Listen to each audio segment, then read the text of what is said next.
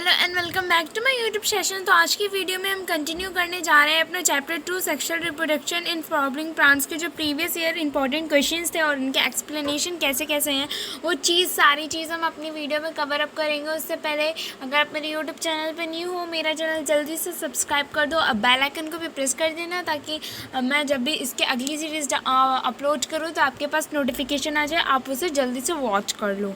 ठीक है, तो विदाउट एनी वेस्टिंग टाइम हम आज की वीडियो शुरू करते हैं। हमने पहले की वीडियो में अपने 5 क्वेश्चन तक कवर अप कर लिया था। ठीक है, अब हम नेक्स्ट 5 के क्वेश्चन को कवर अप करेंगे। तो क्वेश्चन नंबर 6 पढ़ते हैं। Trace the development of megaspores mother cell after formation of mature embryo cell sac in a flowering plant. ठीक है, हमें मेगास्पोर जो मदर सेल जो होती है उसकी फॉर्मेशन का मतलब वहाँ से स्मॉल स्टेज से लेके जब तक उसकी फॉर्मेशन मैच्योर एम्ब्रियो सैक तक एक फ्लावरिंग प्लांट में नहीं हो जाती है, हमें उनके बीच की उनके एंड से स्टार्टिंग टू एंड से सारी हमें क्या बतानी है, हमें सारे इनको स्टेप्स बताने की कैसे कैसे होता है। ठीक है, तो हम पहले पढ़ लेते हैं मेगा गैमेटोस्पोर्जेनेसिस, दैट इज कि the formation of female gametophytes is called mega gametogenesis. ठीक है, तो क्या होता है कि जो फीमेल एम्ब्रियो सैक का जो फॉर्मेशन उसका होता है उसको हम क्या बोलते हैं, मेगा गैमेटोजेनेसिस। ठीक है, नाउ तो megaspore is first cell of the female gametophyte. ठीक है, तो मेगास्पोर जो है वो फर्स्ट क्या है, सेल होती है फीमेल गैमेटोटाइप की। Second, the megaspores increase in size and its nucleus divided mitotically into 2 nuclei which move apart to opposite poles. ठीक है, जो मेगास्पोर जो होते हैं बड़े हो जाते हैं। ठीक है, बड़े होने के बाद वो 2 सेल्स में क्या हो जाते हैं, डिवाइड हो जाते हैं। ठीक है, 2 न्यूक्लियाई में डिवाइड हो जाते हैं जो अलग अलग पोल्स पे क्या हो जाती है, पहुंच जाती है। ठीक है, thus a 2 nucleated embryo sac is form. ऐसे करके क्या होता है कि 2 न्यूक्लिएट एम्ब्रियो सैक फॉर्म्ड होता है। ठीक है, उसके बाद 2 daughter nuclei undergoes another mitotic division giving rise to 4 nucleate stage. ठीक है, इसकी वर्किंग मैंने अपनी जब मैं इसका चैप्टर को एक्सप्लेन कर रही थी तो बहुत मैंने विद डायग्राम समझाया है। ठीक है, उसके बाद में जब 2 जो डॉटर न्यूक्लियाई जो होती हैं वो दोबारा से माइटोटिक डिवीज़न में जाती हैं और वो 4 न्यूक्लिक स्टेज को राइज देती हैं। ठीक है, the third mitotic division which give 8 nucleate embryo sac comparison of the micropolar end chalazal end with 4 nuclei at the end.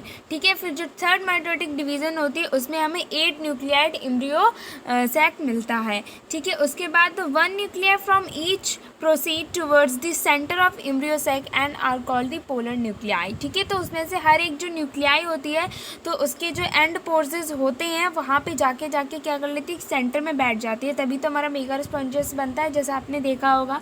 ठीक है, वहाँ पे 4 कॉर्नर्स पे जाके बैठ जाती है एक एक सेंटर पे, तो उसको हम क्या बोलते हैं, पोलर न्यूक्लियाई बोलते हैं। The third nuclei remain at the micropolar region from the egg apparatus without any cellular wall. जो थर्ड देखो सारी न्यूक्लियाई जाके सेटअप हो जाती हैं, बट जो थर्ड न्यूक्लियाई होती है वो जाके वहीं पे रहती है, माइक्रोपोलर रीजन में ही रहती है। ठीक है, विदाउट एनी सेलुलर वॉल के। ठीक है, उसके बाद in the egg apparatus the middle one is the largest called oosphere's egg ovum while other 2 naked cell adjoining the egg are called सिनॉइड्स। ठीक है, जो एग अपार्टस के पास जो मिडिल वन जो रहती है एग, ठीक है, तो उसको हम क्या बोलते हैं, एग बोल सकते हैं, ओवम बोल सकते हैं। ठीक है, विदाउट जो ठीक है वहीं पे जो दूसरी नेक्ड मतलब दिखने वाली जो एडजॉइनिंग जो एक्सेल रहती है उसको हम सिनॉइड्स बोलते हैं। ठीक है, ये बहुत ज़्यादा इंपॉर्टेंट है टॉपिक।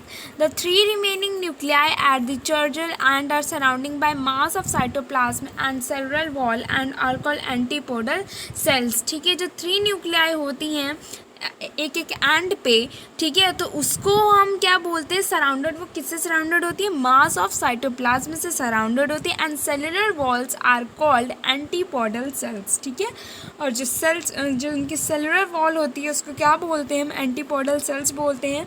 उसके बाद The above mentioned method of female gametophyte formation is a normal 8 nuclei type because 8 nuclei contributes in the formation of gametotype and it is very common among angiosperms. ठीक है, ये थी हमारे स्टेप्स जो होते हैं. पहले 2 बनते हैं, फिर 2 से 4 बनते हैं, फिर 2 से दोबारा माइटोटिक डिवीज़न होता है, फिर 8 होता है, फिर 8 एक एक जाके सेल में एंड पे लगता है उसकी, फिर हमें मेगा स्पॉन्जियस मिलता है जैसे उसमें एंथर का आपने स्ट्रक्चर देखा था. ठीक है, तो आई होप इसको अगर आपको डिटेल्ड में समझना है तो मेरी वीडियो में मैंने बहुत अच्छे से एक्सप्लेन किया है विद डायग्राम, तो आप जाके वहाँ पे देख सकते हो.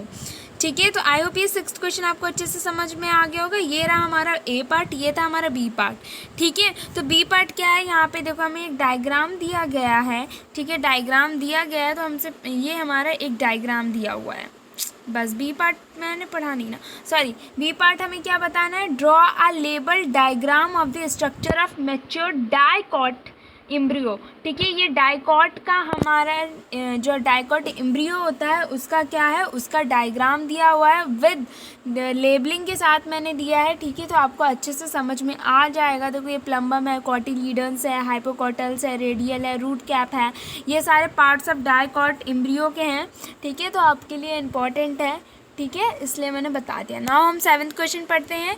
P flowers produce assured seed sets, give a reason. ठीक है, जो पी फ्लावर्स जो होते हैं वो एश्योर्ड सीड सेट्स को क्या करते हैं, बनाते हैं. क्यों, ऐसा क्यों करते हैं. तो P flowers are Clistogamesis is that anther and stigma lie close to each other in closed flower. ठीक है, closed flower जैसे थोड़ा बंद फ्लावर जो होता है, ठीक है, वहीं पे एंथर और स्टिग्मा एक ही फ्लावर पे होता है और वो दोनों पास पास में होते हैं. So when the anther divides in the flower words, pollen grains come in contact with the stigma to effect pollination. Thus assured seeds are produced in tea.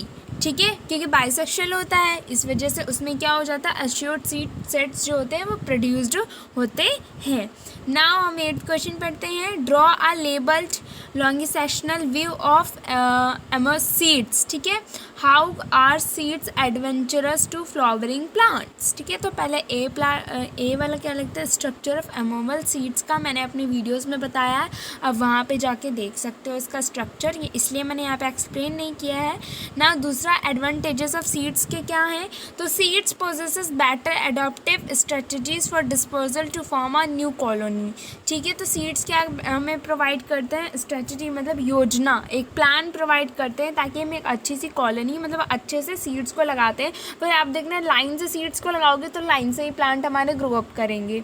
ठीक है, तो एक न्यू कॉलोनी फॉर्म करने में वो हेल्प करते हैं. ठीक है, सेकेंड क्या है, the reserve food of seed support the growth of seedling till they become nutritionally independent. ठीक है, जो रिजर्व फूड जो होता है सीड्स का वो क्या करता है, सपोर्ट करता है किसमें, ग्रोथिंग ऑफ सीडलिंग.